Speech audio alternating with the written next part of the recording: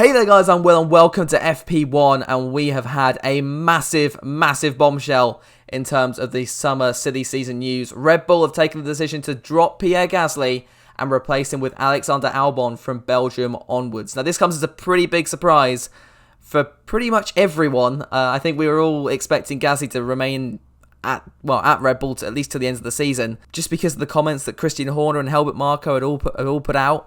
And yeah, this just comes as a massive shock, and I am a little bit worried. So nothing against Alex Albon then. He has had a fantastic start of the year. That I'm not going to disagree with. He's done really well, especially against someone like Danny Kvyat, who is not a bad driver at all. My main worry is his experience, and I think the main issue with Gasly and why he struggled in this Red Bull car is just because he hasn't had that experience in Formula 1 yet. He's, I think, the second or third most inexperienced driver to step up to that Red Bull team. Alex Albon is now going to jump to the top of that queue, having only had 12 or 13 starts in Formula 1. And I just worry that Red Bull are making the same mistake and stunting his growth. Let's just go to the whole Mercedes situation real quickly.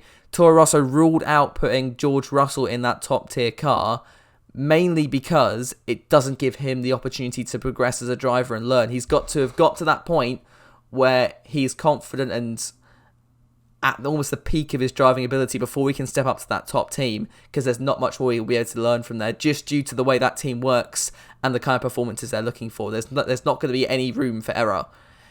That is where I think Red Bull have made the mistake. Alex Albon is by no means a bad driver, and I don't want to put it out there like saying I don't like Alex Albon. I love him. He's a fantastic guy. Did a great job in Formula 2 last year as well. I'm just worried he's being stepped up too early, just like they did with Pierre Gasly. Bear in mind also, he's going to be contesting with Max Verstappen, who is probably at the top of his game, the fastest he's ever been at the moment. He had that dip in 2018. I guess it does show that the Red Bull formula of stepping drivers up really early does work. But if you look at Verstappen, and I think Vettel might be the only other case where it's gone really well, then we look at the drivers that have fallen out of that Red Bull program.